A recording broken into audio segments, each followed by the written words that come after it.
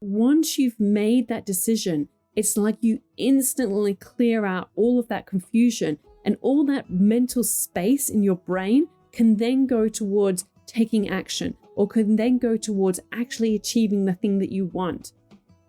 Welcome to Imprint, a podcast about creating a home and life you love.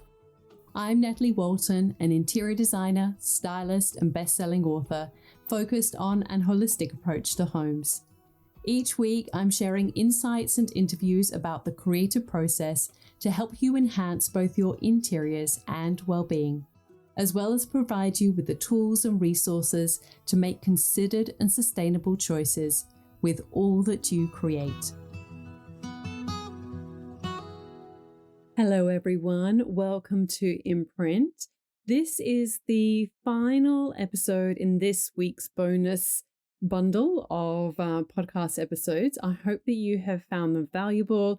I would love to know which one has been your favorite. If you, if you've got a lot of value out of them, then, have you shared any of them with a friend? Let me know. You can send me a DM or, of course, leave a 5-star rating or review on the app where you're listening today. So today I want to talk to you about what to do when you're feeling stuck making a decision, because it's easy to stay stuck when it comes to decisions. And I want to encourage you to make a decision one way or another. And making a decision is something that comes up a lot when I'm talking to people who are considering taking my courses. And I want to share an idea with you that I've found really helpful. But you might be, trying to make a decision about a career change, or whether you should update your home or renovate or rebuild, or if you should take that course, or if you should make that investment, or if you should go all in on yourself and your dreams. So some of the challenges that come up when we're trying to make decisions is that sometimes we can rely on unreliable advice. So you might be getting different advice from different people. And people always bring their own baggage, their own story. So really beware of taking advice from people who aren't where you want to be. It's like taking a financial advice from someone who doesn't have money in their bank account, or the amount of money in their bank account that you would like to have. Or, taking business advice from somebody who doesn't have a successful business. Or, allow me to be a little bit cheeky, taking styling advice from someone who isn't actually a stylist. And I'm just going to leave that there. Now, another challenge is that you're worried about making a bad decision. And I'm just going to nip this one in the bud, because there are no bad or wrong decisions. When you make a decision, you are just gathering information or data that helps you make an informed decision for the next step in your journey. And, you might be thinking, well, buying that house was a wrong decision, or staying in that job was a wrong decision. But they're all just part of our journey. They are lessons that we have had to learn, and we have learned them for a reason. And it gives us power to have the confidence with the decisions we make moving forward. I know for me, at the time when I was living in London, so I had been working as a journalist for a number of years out of university. And my husband and I went to move to live in London. And this was at the time when I'm really bad with remembering years, but it was when the tech boom crashed. I don't know. I know that because I was working in the reporting on share markets. And so there was a big crash. And so basically everyone was kind of losing their jobs. And we went to London, and it was really hard to find a job. And at the time, I had to I was trying to find all these jobs in journalism, on newspapers. And I remember kind of finally, after, it must have been 100 applications, I finally got offered an interview. And it was for Dangerous Shipping Goods International or something like that, or Dangerous Shipping Goods Weekly. And I had that interview. And then I also had an interview with a design company in London. But it was just for basically to start out working as their office manager. And for me, that was a huge step down, because I had been a managing editor on this in this business in Sydney. I had about, I can't remember, but it was at least 5 staff underneath me. And, it was a massive, massive pay cut as well, because my boss just kept giving me bonuses and pay rises because he didn't want me to leave, even though I was like 24 at the time. And I was basically like, he put me in charge to kind of run his business. And so, I could have looked at that as thinking, well, that was a bad decision to kind of go and take a job working, as an office manager after having had this very well-paying, successful job, in inverted commas, and, doing all these things. But it actually ended up being a great decision. And the only thing that makes something a wrong or a bad decision is that if you decide it's a wrong decision, because we can choose what we believe, we can choose what we think. And for me, I actually think it was a great decision to take that job, because I then ended up meeting really inspiring people, getting an insight into a design firm. I mean, it was a product design, it wasn't interior design. And I mean, we had such a great time because my husband, would go to like social events with these people, and it enabled me to then, stop feeling miserable about not having the job that I wanted. And then we could focus on then traveling around Europe, having great trips all the time. And, so it's really important how you frame your decisions as well. Another challenge is that if you don't make a decision, you just stay in confusion. And it's important to move out of, I don't know. It's important to make a decision and just move on. And you just basically stop wondering, stop guessing, stop going over the decision in your mind, because otherwise it just basically drains you of energy. And I really encourage you not to indulge in confusion, because it just keeps you stuck. So what you can do is you can make an informed decision based on the facts, based on your circumstances, but it's important to make that decision and stay strong with your decision.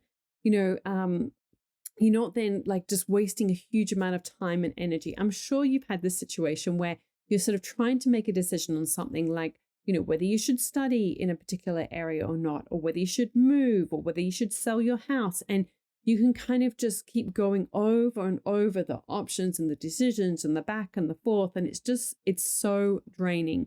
But it's also incredibly liberating when you make a decision, even if it's like one way or the other. So let me give you an example. This year, I've been asked several times by my publisher if and when I'm going to start working on my next book. And I've pushed back because I know that now is not the right time.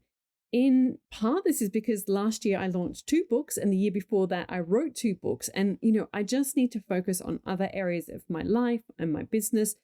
And, there are areas of my life that I really neglected while creating those books.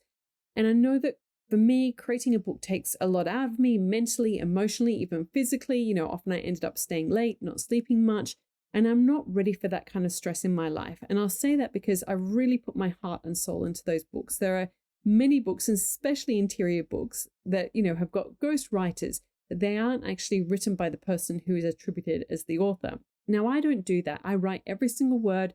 I do all the research myself. I produce the shoots. I'm heavily involved in styling the spaces, organizing the travel, even, get very involved in designing the book and editing, proofreading. It really is a mammoth process. And so it's not something that I take on lightly, because I know that when I do it, I give it everything I have, because that book is out in the world for perpetuity. It's not like a podcast that, if I wanted to, I could go and delete or edit or re-record, even though I never have done that. But, I could tweak the heading, if it's out there.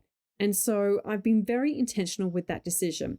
And what's helped me is that because I've made that decision, there's no going backwards and forwards. And, yes, at a later time, I might then decide that, no, now is the time to do this thing. But it's so freeing and liberating to make a decision.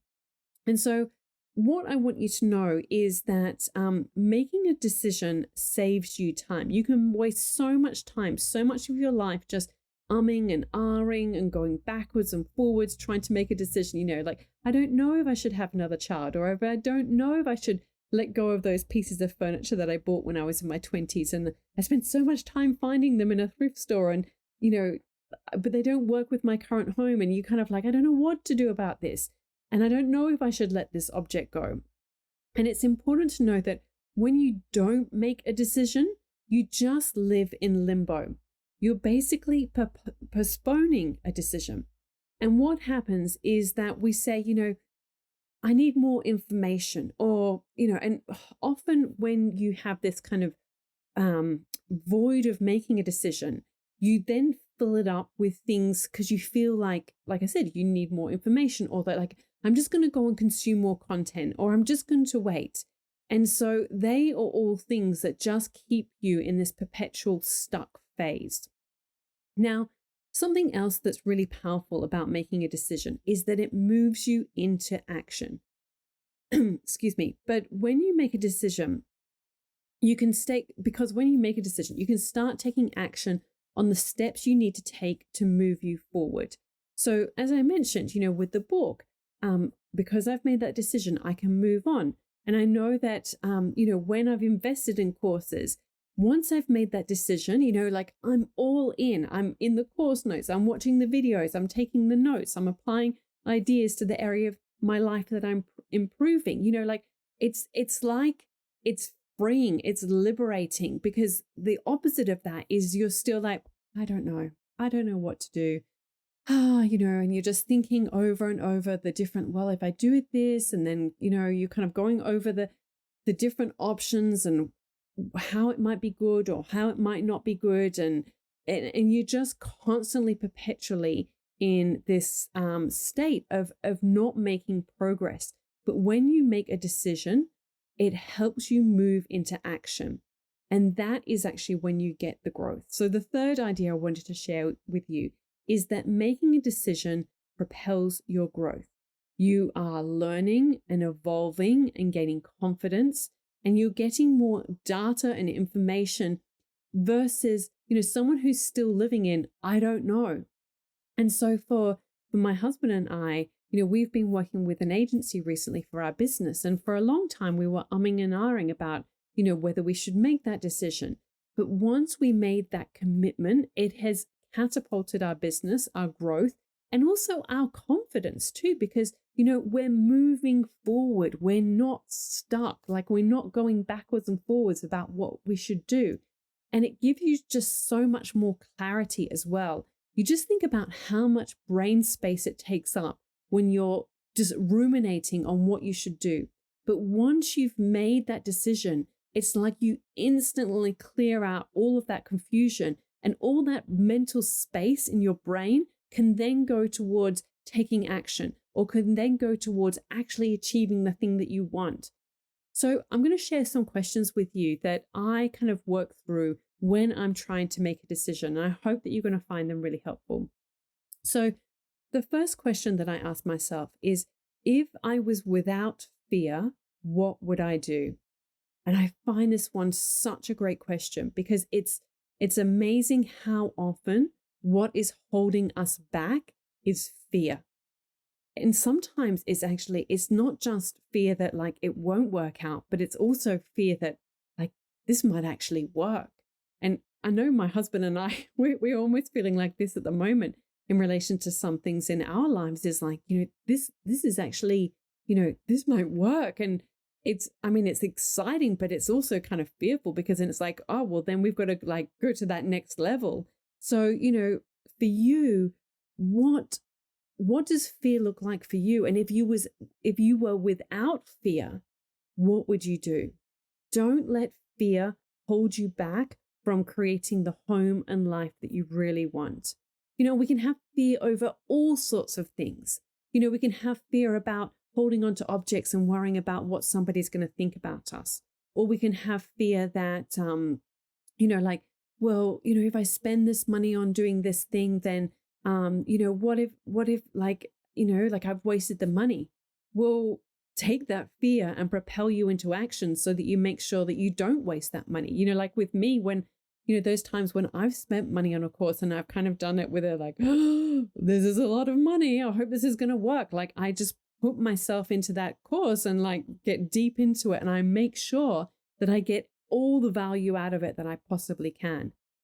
The second question that I ask myself is, if I was confident that this would be successful, how would I act and feel? If I was confident that this would be successful, how would I act and feel? And so this is a really great question. I find really helpful for me to kind of step into that sort of alter ego of myself, of the one that is like, okay, I'm going to, I'm feeling confident. Like I'm coming at this decision from oh gosh, I've got a mental blank. The opposite of scarcity, abundance. There we go.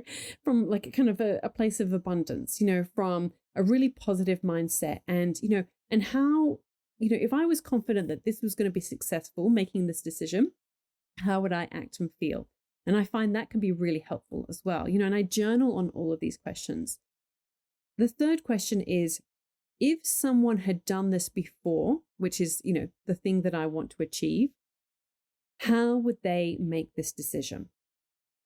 And again, I find this really helpful. So I'm just going to repeat it for you again. So if someone had done this before and, been successful, how would they make this decision?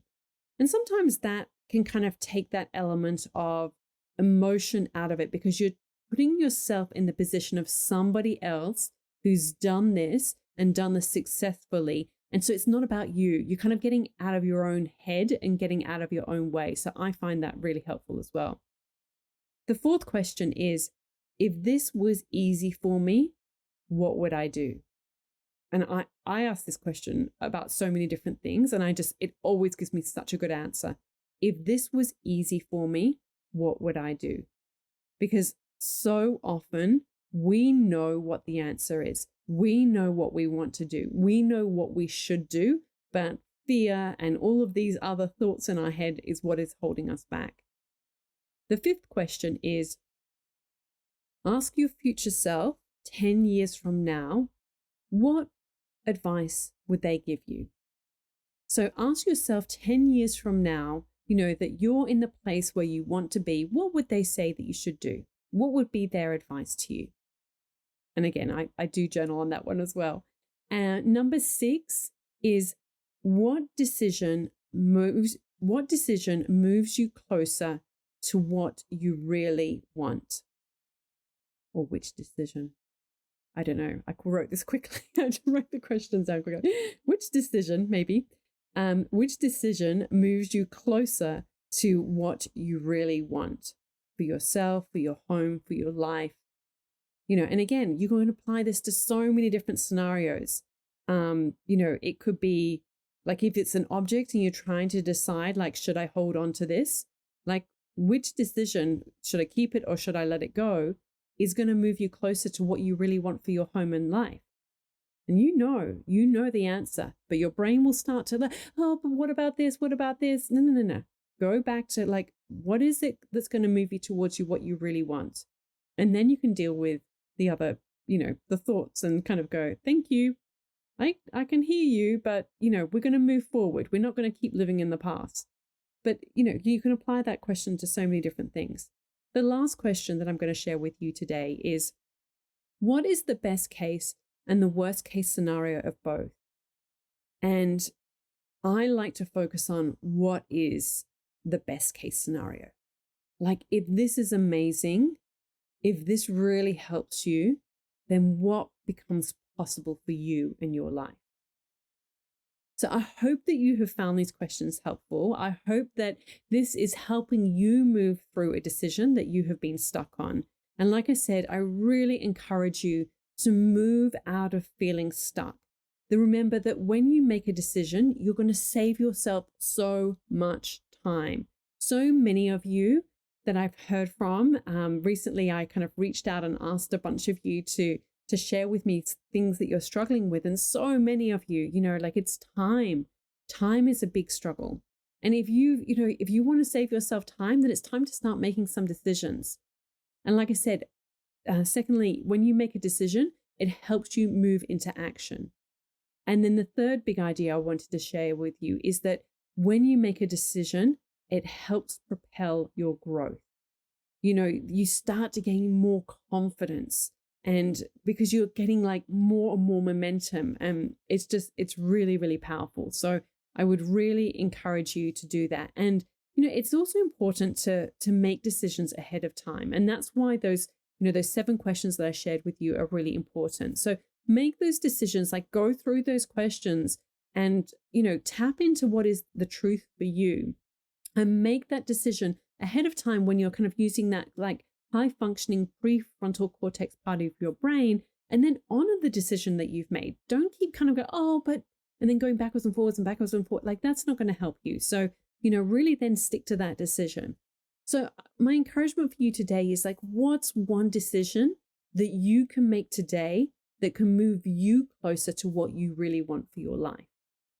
What's one decision that you can get unstuck with?